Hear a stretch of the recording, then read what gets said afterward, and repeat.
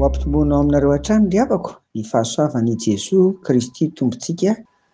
Amen. Andeha araka hivavaka isika. Isa maraina tahaka izao ry Tompo Raina izay an-danitra dia indray ny hafalianay fa velona ianay indray. Izany dia tsy noho ny fahaizanay na ny fahamasehanay na ny fahamendrehanay fa noho ny famindram-po sy ny fitiavanao. Fahasoavan-dehibe Tompo ka dia misaotra indrindra. Voninahitra ho anao. Amen. Ankehitriny ry havako dia tonga amin'ny famaraparana ny lohahevitra hoe mahandrasa ho avy ny Tompo isika. Dia tonga ao an-tsaina ary ny fanontaniana hoe inona ary no maika tsy maintsy atao mandra-piavy ny Tompo. Mandeha ho valiantsika izany araka izay hita ao amin'ny filazantsara araka amin'ny Matio 2:1-20 ka hatramin'ny 4:20. Vaky toy izao amin'ny anaran'i Jesoa. Ary tamin'izany dia vao niteny mafy ny tanàna izay nanaovan'ny ankamaroany ny asany lehibe izy, satria tsy nibebaka ireo ka nanao hoe lozanao ry Korazina, lozanao ry Betsaida, fa raha mba tany Tiro sy Sidona no natao ny asa lehibe izay natao teo aminareo dia ho efa nibebaka ela tamin'ny lamba fisaona sy ny lavenona ireny. Fa lazaiko aminareo fa ho moramora kokoa ny ho amin'ny Tiro sy Sidona amin'ny andro fitsarana noho ny ho aminareo.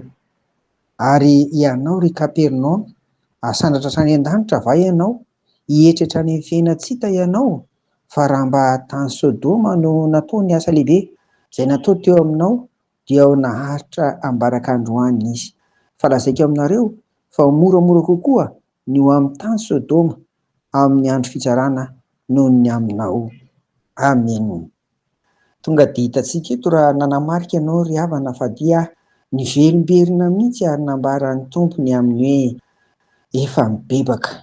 Raha mba tany amin'ireny tanàna ireny indrindra ny tanàna ratsy, tanàna jentilisa, tany dia mbola tononoko rehefa avy eo fa zava-dehibe izany eto izay maika ataontsika mandra-piavy ny Tompo fiainam-pibebahana. Ary raha tadidinareo ry havana dia hoy aho hoe ity herinandro ity no hanantso tanterana an'izay tokony ho ambara rehetra izany. Ary indrindra ao anatin'izany hoe ahoana ny ataontsika amin'izany hoe mahandrasa ho avy ny Tompo izany. Antso tanterana fa zava-dehibe izany ny fananantsika fo nibebaka ry havana. Indrindra ary idirantsika lalinalina ny voalazan'izany.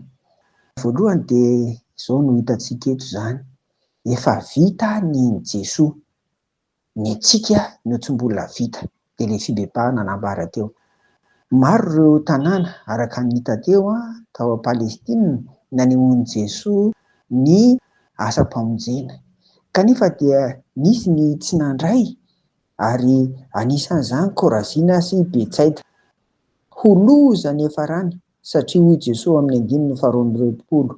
Lazaiko aminareo fa ho moramora kokoa ny ho an'ny Tiro sy Sidona amin'ny andro fitsarana noho ny ho aminareo ry Kapernaoma sy Betsaida. Dia mbola avahan'i Jesoa koa i Kapernaoma satria tsy mba nibebaka izy fa niavonavona ny fony. Ary tao anatin'izany dia tsy rototra tamin'ny fanehoan'i Jesoa teo amin'ny fiainany ny asa-pamonjena samihafa. Ataon'i Jesoa ohatra amin'ireny eto ilay tany hoe Sodoma.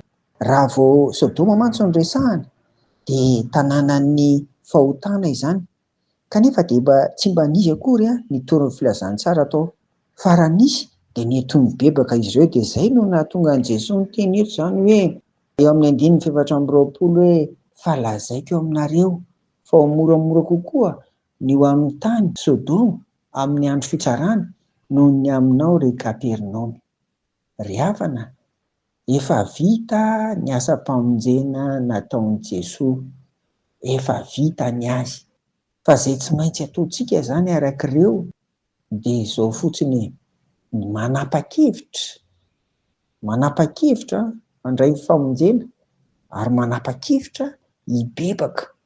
Ary ao anatin'izany koa dia fotoana izany izao, fotoana fandraisana andraikitra mavitrika amin'ny fanompoana ny Tompo mandra-piavana. Araka nefa hitantsika eto na ilay nivakiana teo am-piandohana teo ny 2:20 na ilay 4:20 teo dia samy milaza daholo fa hitsara ny ahatongavan'i Jesosy, hitsara anao, hitsara antsika tsirairay avy, nefa hitsara ny ray tanàna ihany koa.